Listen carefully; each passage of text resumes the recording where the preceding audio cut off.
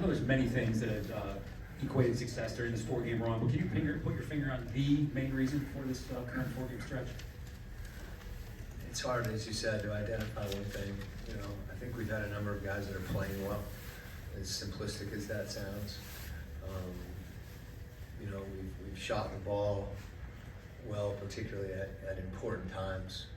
And I think we've also, you know, defensively, we've been solid at important times. And so I think we're feeling the game and feeling, you know, important possessions, and have been able to focus in those situations and have success there, which, you know, usually if you're doing that at the right time. And I say that because, you know, generally I want us to be better all the time, but we've been executing, you know, I think at a good level. I know he's playing tonight, but how is DeAndre's progression coming along, and how are his minutes going to be sort of ramping up in the future? Yeah, I think for me to kind of lay out the, you know, exactly what's going to happen would be, you know, inaccurate, irresponsible, whatever you call it, because we just don't know exactly. We want to make sure that we're responsive to, you know, to how he's, you know, how we're bringing him back. So that does involve minutes restrictions, that involves things like back-to-backs, but there's nothing set in stone. You know, I think, you know, we just want to be smart, and as much as that sounds simplistic, that's really what it is, and, you know, do the best job we can in you know, partnership with DeAndre. You know, that we're very sensitive to what he's thinking, how he's feeling, because that's the best indicator that we have, and that goes for everyone, and particularly with minutes restrictions. Those aren't necessarily, you know, my decisions, but certainly I'm aware, respectful, and compliant with all those things, because that's the best thing for him, which is also the best thing for the group.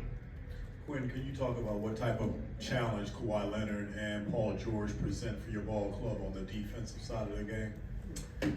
Their defense? Yes. Okay. Because I could talk about either side of it. Well, I think, you know, first, they're both competitive defensively. They take a lot of pride in, you know, in what they do on both ends of the court. I think additionally, the combination of their size and length, you know, allows them, you know, it makes them incredibly versatile. So they can guard, you know, out on the floor, they can guard the post, they rebound, which I think is a big thing too. So that versatility becomes difficult. So the combination of their pride, their focus, you know, they value that, and their natural kind of ability to do it. And I would, you know, it's not just that they're big and long and quick and strong, it's that they have great instincts. You know, and I think that's an important thing. We always don't, you know, there's guys that aren't as formidable athletically that are really good defenders because they have great instincts and they're in the right place at the right time. These guys have the ability to do both. They can make plays when they're out of position, and they're in position, and it shows with how good they are in half court. Very difficult to score in half court, and also, you know, the way they turn you over and the steals and things like that as well. Hey, Make Coach. plays. Mm-hmm. Hey, Coach, excuse me. Will you talk about Onyeka Okongwu, his development, and what he adds to the team when he's playing well? Yeah, well, he continues sometimes because of, you know, we've done it more, but, you know, having him play, you know, obviously Clint's out right now, but we've tried to use him more in combination with Clint. You can see that he's steadily, you know, becoming a more confident three-point shooter, spacing the floor. One of the things that he's able to do is he's good with the ball, making plays for other people. You know, he has the ability to put the ball on the floor. He's really a good passer, and, you know, we like it when we play through him at times. I think he's sure with the ball, and like I said, he's able to make plays. So I'm talking about, you know, him offensively. but that versatility also is, you know, is something that he's worked on and that we value. And, you know, I think his aggressiveness on the glass, you know, is on both ends of the floor, you know, and whether it be crashing on the offensive glass or using his strength and his quickness to pursue the ball. He had a bunch of big defensive rebounds the last couple games. And also, I would add, you know, as he gets more and more comfortable defending out on the floor, there was a part early in the year, I think, where he fouled more. And he's settling in and not as kind of reactionary out there. And to me, that comes just from reps and experience. You know, if you haven't done that, you just feel a little bit naked out there. You're not quite sure where, you know, is there a screen coming? You're checking, you're a little hesitant, and as a result, you're not as disciplined. And I think as he's kind of settled down, his nervous system is settling down out there on the floor. You're seeing him moving his feet and doing some really good things, defending the ball out on the floor. Coach, I'm with the Clippers, so I apologize for the question. It's about Kawhi.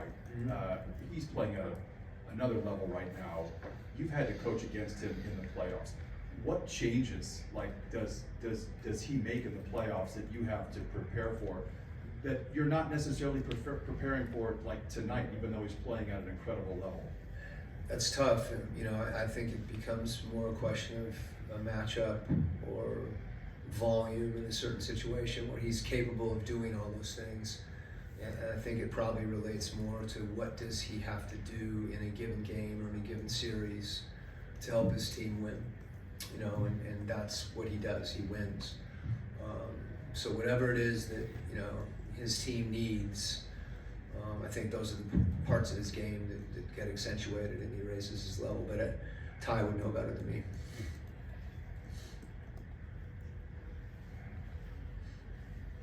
We were here just a few days ago talking about the buzz and excitement of having your top 8 guys back, for the first time in 2 months, and then Clint goes down. Is it deflating? I know you never want to make excuses, but how do you keep morale up when you're finally got these guys going, you're on this run, and then boom, Clint is just gone? Yeah, I mean, the way we've tried to approach that, Zach, is just, you know, how can we use some of the adversity to improve long term? You know, and I don't think Sadiq's been hurt since like he was in grade school, and you know, he's been so consistent in such a way, and now he's missed. You know, we lost him one game, he missed the last game. You know, I think, you know, he'll play, but another thing we have to be aware of, just his minutes and how he's feeling. We'll know more when the game starts.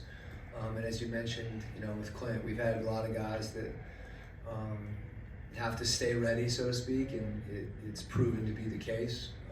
You know, and DeAndre as well with, you know, with his minutes right now, trying to bring him back the right way. So you know, I'm not lamenting all that, but yeah, you know, it's challenging when, you know, particularly with those particular players, as I'm identifying them, that, you know, our depth really takes a hit across that front line with those guys that are size and that are, you know, some of our better defenders, whether it be Jalen or they're big and long, and so we got to make up for it. You know, we got to continue to scrap and scratch and claw and execute and, you know, be in the right place at the right time and draw some charges and block out and do all those things you have to do when you're giving up a little size. Hey, Quin, over here. Yeah. First of all, nice glasses. Oh, there you go. I got a reflection, so I got it. Okay. So we're in 2024. You know that defending the 3 is a big part of NBA defense. Atlanta's struggled with that this year, but I want to get your perspective on how a defense has to approach defending that part of the game, especially knowing that it's not the only part of defense that you have to consider. You have to protect the man, rebound, and possessions, but in particular, in general, like, how do you see it, and specifically how can Atlanta be better there? Well, I don't. You'd have to be more specific with me on. When I look at our defense, I don't see the 3-point shot as being our Achilles heel, but I think it is a progression of not keeping the ball out of the paint. You know, when a lot of times when teams penetrate or get to the rim, for instance, the other night, you know, with Golden State, a lot of those offensive rebounds, long rebounds, end up being, you know, clean looks from three. And I guess, so I guess what I'm trying to say is, I think it's good to look at how teams are generating those shots. You know, and for instance, tonight the Clippers shoot the ball off, you know, off the dribble really well from three. There's other teams that are more catch and shoot. There's other teams that take more of them in transition. I mentioned the offensive rebounds. So there's a lot of different 3-point shots that you have to defend. And to me, if you know those threes can be contested, that's a big deal. You know, and particularly when you have, as it, you know, goes to some size and length. You know, there's different levels of contest too. But either way, I think to make those shots lower percentage, because as you said, you know, even players moving back further is a challenge. But if we can keep the ball out of the paint and make people shoot contested threes, you know, I think that's the right formula for us. Okay.